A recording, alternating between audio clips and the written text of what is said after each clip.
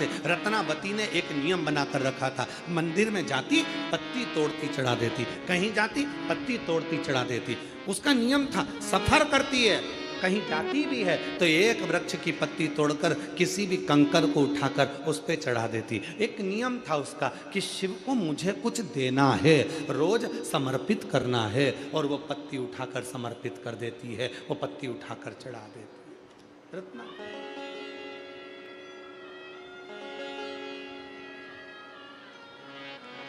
शिव ने कृपा कर दी, भगवान शंकर ने करुणा कर दी, भगवान शिव ने दया कर दी, और मेरे भोले बाबा ने क्या दया करी कि रत्नावती का विवाह हुआ। इतने अच्छे घर में उसका विवाह हो गया, अच्छा वर मिल गया, अच्छा घर मिल गया, अच्छा। पर जिस वर से उसका विवाह हुआ उसके घर में ना सास थी, ना ससुर था, ना देवर था, ना जेठ था, ना ननन थी, ना नंदोई था, केवल अकेला लड़का था जिससे उसका विवाह हुआ। अब आप लोग तो कहोगे अच्छा है गुरुजी, कोई नहीं था। पहले के समय में लड़की के लिए लड़का ढूंढते थे तो बड़ा घर ढूंढते थे। कम से कम लड़की के 4-5 काका ससुर, ताऊ ससुर हों, 2-4 मामा ससुर हों, 3-4 फूफा ससुर हो, 2-4 मौसा ससुर हो, लड़की के कम से कम 2-4 देवर जेठ हो। इतना बड़ा परिवार देखते थे। क्यों? लड़की के लिए बड़ा परिवार इसलिए देखा जाता था कि लड़की को अगर कोई दुख होगा वो अपने पति से नहीं कह पाएगी, ससुर से नहीं कह पाएगी, तो काकी सास से कह देगी, काकी से नहीं कहेगी ताई से कह देगी, ताई सास से नहीं कह पाएगी ननन से कह देगी, एक ननन से नहीं बोलेगी तो दूसरी ननन से बोल देगी, दूसरी ननन से नहीं बोलेगी तो मौसी से बोल देगी, मौसी से नहीं बोलेगी तो मामी से बोल देगी, मामी से नहीं बोलेगी तो बुआ से बोल देगी। किसी को कहकर अपना मन तो हल्का कर लेगी, इसलिए बड़ा परिवार देखते थे। आज के ज़माने में लड़की के लिए जो घर ढूंढा जाता है, छोटे से छोटा, छोटे से छोटा, बिल्कुल छोटा लड़का जॉब में, हाँ, कहां कर रहा है? बेंगलोर में। अच्छा,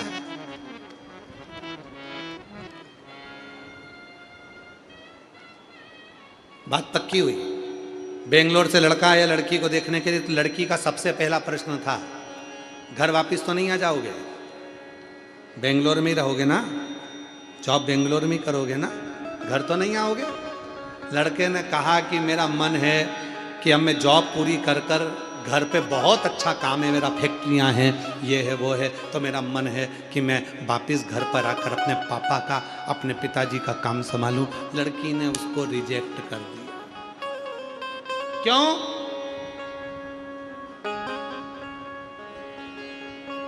कोई नहीं चाहिए, केवल मैं तुम दोनों रहें, कोई अपने को बोले नहीं, कोई अपने को कहे नहीं, कोई अपने को टोके नहीं, बस मैं अपनी मर्जी की करूं, तुम अपनी मर्जी का करो। पर शिव पुराण की कथा कहती है, हर बेटी को चाहिए शादी करने से पहले वो अपने माँ बाप से बोले कि मेरे घर को देखना तो बड़ा देखना, कम से कम मेरे घर में 2-4 लोग तो हों जिनसे मैं हंस बोल कर बात कर सकूं और अपने जिवड़े की दुख को कह सकूं, अपने मन को हल्का कर सकूं, अपने मन को। पर आज के लोग नहीं कहते, आज के लोग नहीं कहते। रत्नावती को जो घर मिला वो अकेला लड़का, रत्नावती को जो घर मिला वो अकेला लड़का, कुछ नहीं करता, कोई परिवार में सदस्य नहीं, अकेला, अपने काम में लगाओ, अपने कर्तव्य में लगाओ। अब आया रत्नावती का जापे का समय, गर्भ से हो गए, गर्भस्थ हो गए, गर्भ में बच्चा आ गया,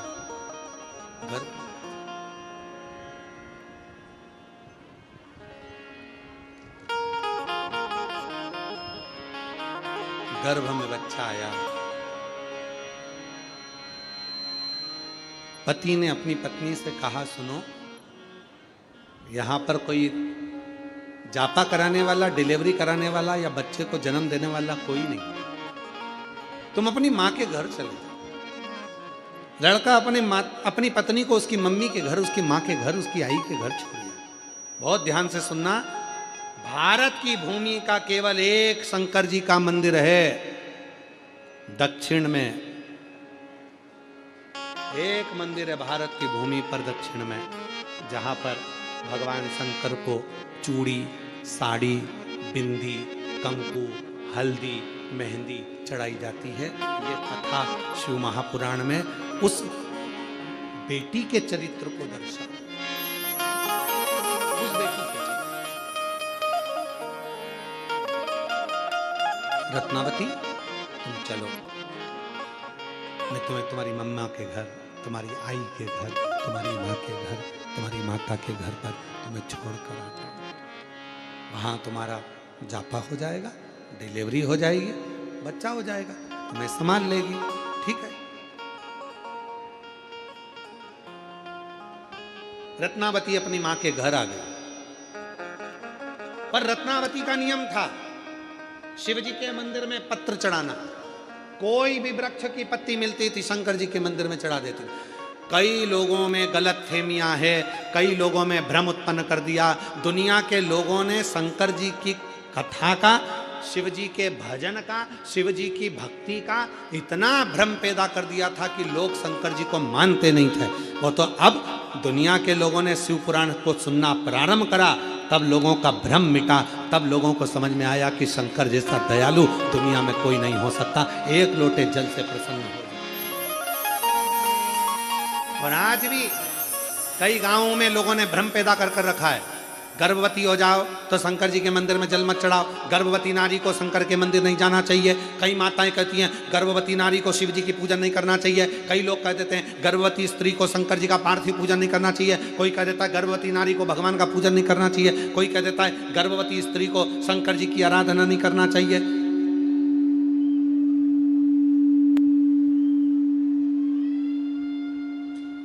कई लोग हैं ऐसे जो दिन भर कुछ ना कुछ ज्ञान देते ही रहते हैं। गर्भवती स्त्री को शिव जी का पूजन नहीं करना चाहिए, गर्भवती नारी को शंकर जी को जल नहीं चढ़ाना चाहिए। और शिव पुराण क्या कर रही है? रत्नावती का चरित्र कर रहा है। गर्भ में बच्चा और रत्नावती वृक्ष की पत्ती को तोड़कर शिव को समर्पित कर रही है।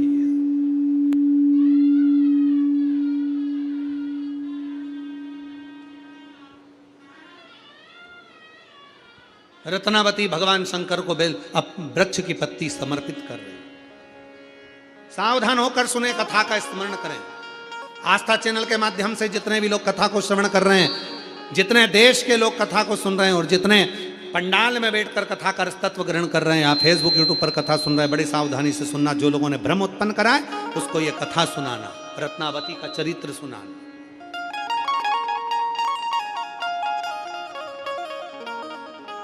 रत्नावती गर्भवती है, गर्भ में बच्चा है, रत्नावती की संतान है, गर्भ में बच्चा है। और रत्नावती विचार करती, रत्नावती के मन में भाव आता है। वृक्ष की पत्ती को तोड़कर रत्नावती शिव जी को समर्पित करती है। वृक्ष की पत्ती को तोड़कर रत्नावती शंकर भगवान को समर्पित करती है।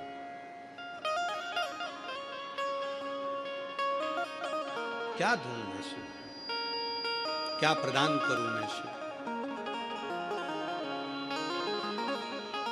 कहां से लाऊं गंगा, कहां से लाऊं यमुना, कहां से लाऊं गंगा, कहां से लाऊं यमुना, कहां से लाऊं सरयू अपार पड़ी रे। बोले तेरी सेवा हमसे ना बनी रे, शिव शंकर तेरी सेवा हमसे ना बनी रे। कहाँ से लाऊं लड्डू, कहाँ से लाऊं तेरा, कहाँ से लाऊं लड्डू, कहाँ से लाऊं तेरा, कहाँ से लाऊं बर्फी वो शक्कर चढ़ी रे, कहाँ से लाऊं बर्फी वो शक्कर चढ़ी रे, वो भोले तेरी सेवा हमसे ना बनी रे। शिव शंकर तेरी सेवा हमसे ना बनी रे। कहाँ से लाऊं चंदा, कहाँ से लाऊं सूरज, कहाँ से लाऊं चंदा, कहाँ से लाऊं सूरज, कहाँ से लाऊं तारे आकाश जड़े रे, ओ भोले तेरी सेवा हमसे ना बनी रे। शिव शंकर तेरी सेवा हमसे ना बनी रे। कहाँ से रत्नावती वृक्ष की पत्ती को तोड़ती है, रत्नावती वृक्ष की पत्तियों को तोड़कर शिव को समर्पित करती है। शिव भगवान उघड़दानी को पत्तियां दे, गर्भवती है। एक गर्भवती नारी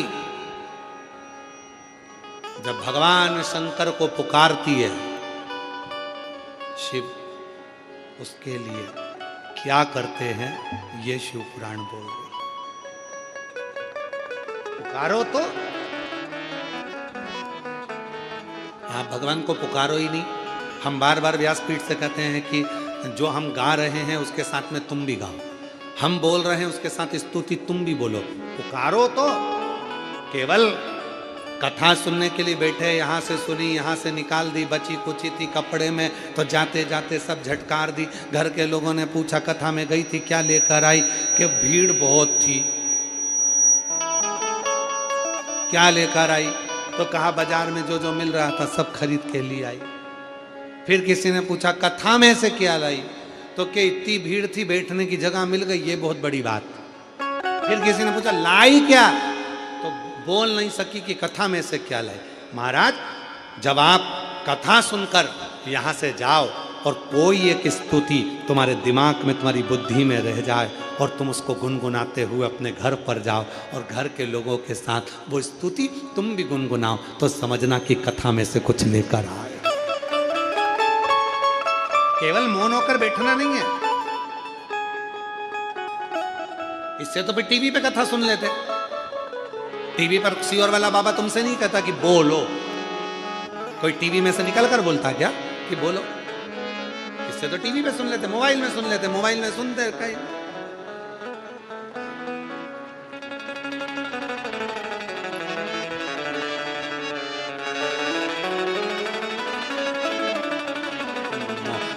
सुना तो कहीं इधर मुंह, कहीं उधर मुंह, कहीं ऐसे कहीं वैसे। तो टीवी पे मोबाइल में तो तुम्हारी मर्जी, जैसा तुम चाहो वैसे बैठ के सुनो। पर कथा सुनने के लिए शिव महापुराण की कथा में अगर दूधनाल तुम पहुँचे हो, महाराष्ट्र की इस पवित्र धरा पर पहुँचे हो, तो यहाँ तुम्हें केवल बैठना नहीं है, पुकारना है। पुकारने से मतलब है साथ में बोलना है। पुकारने से क्या होगा, तुम यहाँ से जाओ भैया, जरा जाते जाते कहीं ना कहीं भिखारी को देखना, भिखारी बैठा होगा, चिल्ला रहा होगा, पुकार रहा होगा, दे दो भैया, दे दे भैया, दे दे। जब पुकार रहा होगा तो कोई ना कोई उसको 5-10 रुपया, 1-2 रुपया तो दे ही देगा, निश्चित है। उसी तरह जब हम भोलेनाथ को पुकारेंगे तो मेरा भोलेनाथ जाते जाते कुछ ना कुछ करुणा कर ही देगा।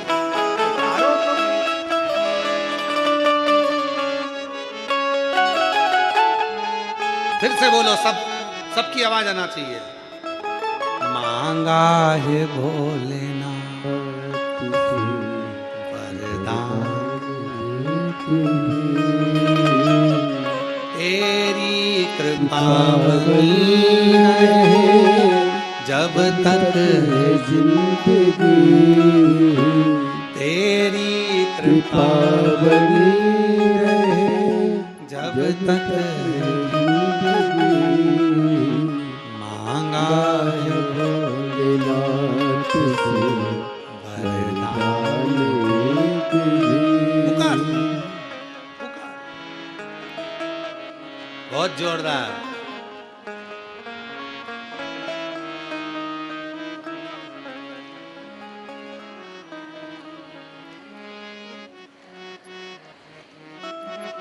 बहुत सुंदर, नजर उतर वाले ना घर जाके, बहुत जोरदार गा रहे हैं। बहुत सुंदर, बस ऐसे ही तो बोलना, ऐसे ही तो बोलना। मांगा है भोले वरदान। घर पर जाते जाते गुनगुनाते हुए जाना, स्मरण करते जाना, बार बार बोलना, तेरी कृपा। दिन भर 24 घंटे में एक बार मुख से सरस्वती निकलती है। हो सकता है तुम्हारे गुनगुनाने से, तुम्हारे बोलने से और सरस्वती मैया तुम्हारे मुख से निकल जाए। तेरी कृपा जब तक सरस्वती मुख से निकल जाए कि तेरी कृपा बनी रहे जब तक मेरा जीवन रहे।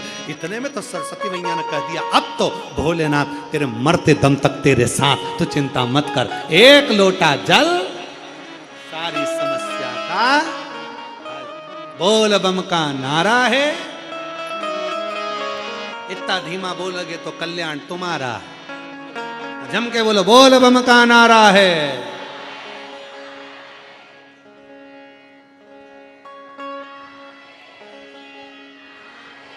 लगा करंट, करंट लगा, अभी असर दिखा।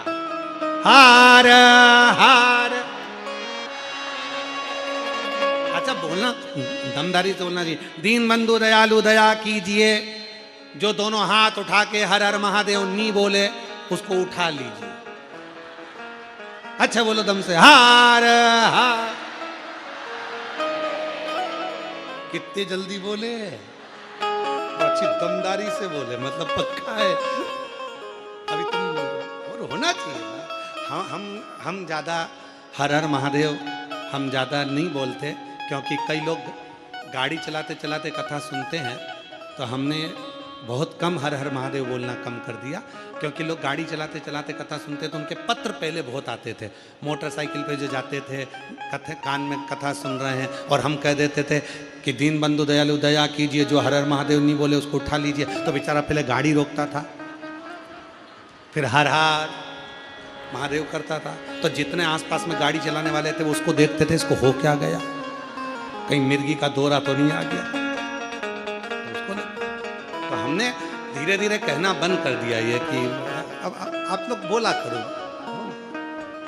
स्मरण पुकारो उसको।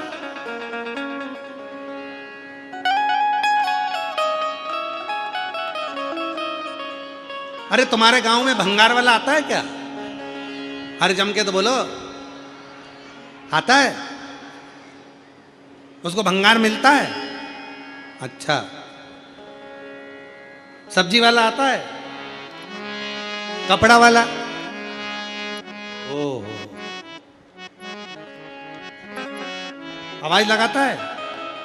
सब्जी वाला आवाज लगाता है, गोभी लो, भिंडी लो, गिलकी लो, तुम दौड़ कर आते हो। कपड़े वाला आवाज लगाता है, नया नया सूट है, वो वाली फिल्म में वो हीरोइन ने पहना था, ले आओ। कपड़े वाला आवाज लगा रहा है। फिर वो सामान वाला,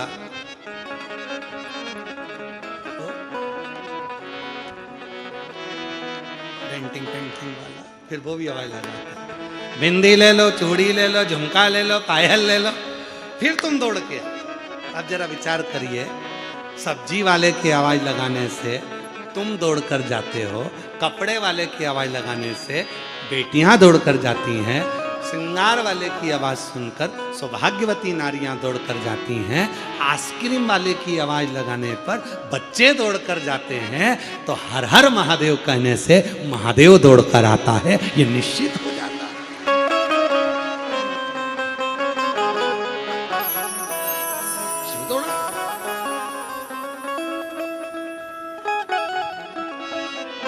रत्नावती ने आवाज लगाई। रत्नावती गर्भ से थी, पत्ती तोड़कर शिव जी को चढ़ाती, पत्ती तोड़ शंकर भगवान को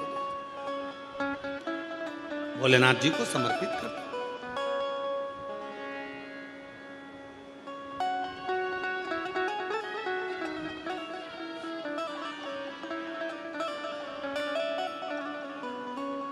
और हृदय से जब हम उसको पुकारे, महाराज हृदय से। ये हृदय की जो तिजोरी है, इसमें जो रतन भरा पड़ा वो कहते ना, देहाची तिजोरी भक्ति चाँच उघड़दार देवाता, उघड़दार देवा, उघड़दार देवाता, उघड़दार देवा। देहाची तिजोरी भक्ति चाँच तेरा, उघड़दार देवाता, उघड़दार देवा, उघड़दार देवाता, उघड़दार देवा। जितना पुकार रहे हैं हमारे भीतर के रतन को, माणिक को, हीरे को, पन्ने को हम जितना लुटा रहे हैं, उतना शिव हमारे करीब में आए, उतना शिव हमारे करीब। इसलिए महाराज, चलो काशी चले भोले शंकर, चलो काशी चले भोले शंकर, भोले शंकर, भोले शंकर, भोले शंकर, चलो काशी चले भोले शंकर। शिव और पार्वती दोनों आनंद से जाए, आनंद से निवास,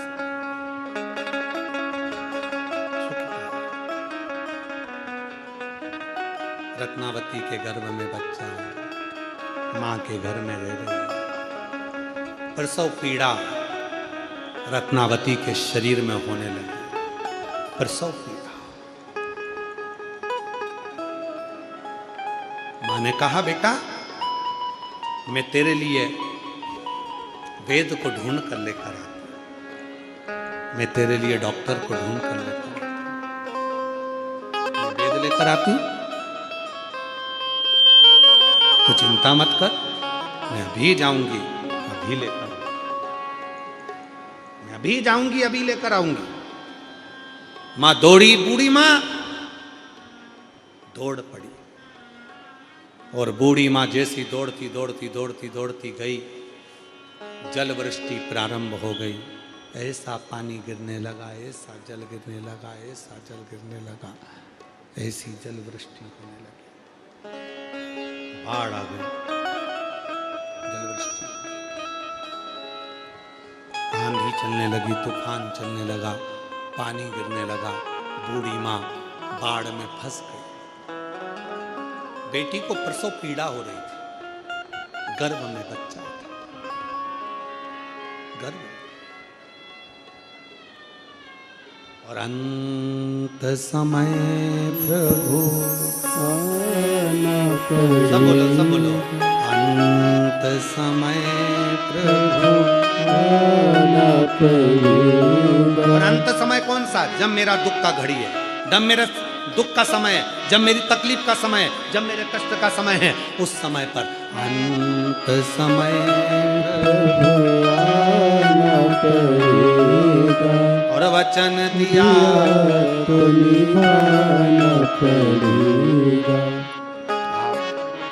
आए ना आए प्रभु कुटुंब कबीरा, अंत समय प्रभु आना पड़ेगा। और वचन दिया तो निभाना। प्रसव पीड़ा हो रही है, किसको पुकारे? शिव महापुराण की कथा में वर्णन आता है, उमा संहिता में, जब कोई स्त्री, कोई पुरुष, कोई बेटा, कोई बेटी, कोई नारी, कोई बच्चा, कोई संत, कोई साधु, कोई सन्यासी, कोई तपस्वी, कोई साधक, कोई उपासक जब भगवान शंकर को जल समर्पित करता है या एक चावल का दाना शंकर जी के ऊपर समर्पित करता है, चावल का दाना जब शिव जी पर चढ़ता है, उस समय पर संकल्प हो जाता है कि शंकर भगवान को जब चावल का दाना दिया जाता है, उस समय पर शिव उस उसको वचन दे देते हैं कि तेरे दुख के समय पर इस चावल के दाने के वचन को निभाने के लिए मैं खुद आऊंगा। अब इसका प्रमाण कहां मिलेगा कि चावल के दाने में ऐसा क्या होता है कि भगवान को वचन देने के निभाने के लिए आना पड़ता है? तो श्रीमद् भागवत कथा, श्रीमद् भागवत किस किसने सुनी है? हाथ उठाओ जरा, भागवत जी किस किसने सुनी है? सबने सुनी है। श्रीमद् भागवत कथा में सुदामा जी के चरित्र का स्मरण करिए। क्या ले गए थे सुदामा जी भगवान कृष्ण के पास में? तंदूल, चावल।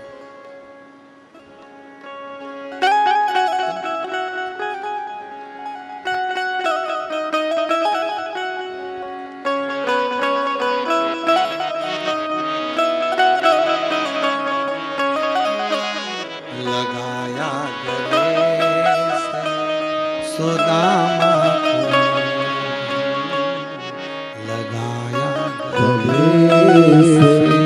सुदामा को मोहन हुआ रुक्मणी को बड़ा ही अचंबा, हुआ रुक्मणी को बड़ा ही अचंबा।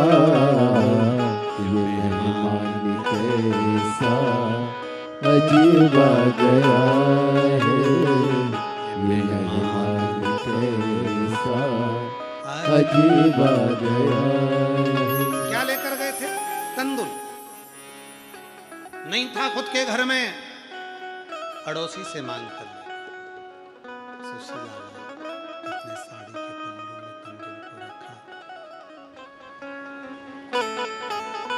जब साड़ी के पल्लू में तंदूल को रखा तो तंदूल के वजन के कारण साड़ी फट गई, तंदूल नीचे गिर गया। सुशीला ने साड़ी के 4 भाग कर लिए और तंदूल को बटोर कर उसमें रख लिया।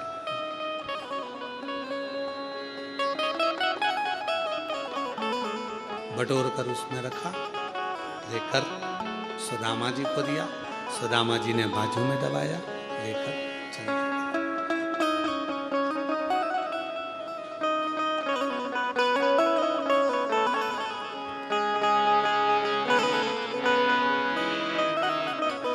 चरण पखारे भगवान कृष्ण। मेरी भाभी ने कुछ भेजा, सुदामा जी ने छुपाया, कृष्ण ने निकाल लिया, तंदूल लेकर हाथ में।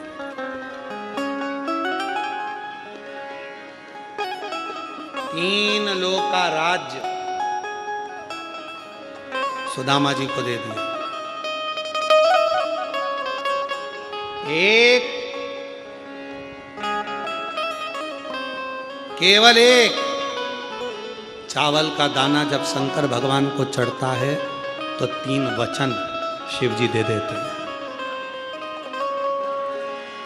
3 वचन देते हैं। एक चावल के दाने पर, एक बेलपत्र पर, एक पत्र पर।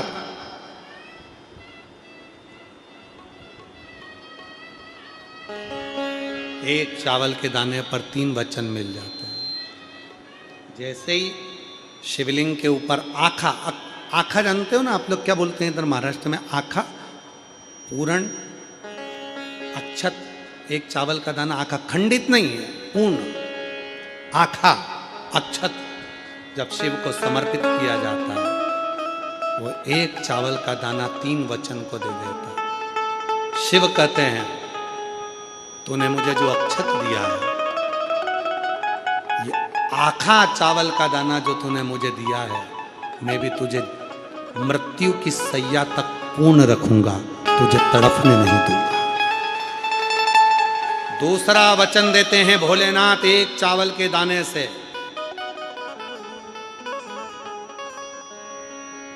दुनिया में केवल एक अन्न है, चावल, जो कभी वापिस चावल से पैदा नहीं होता।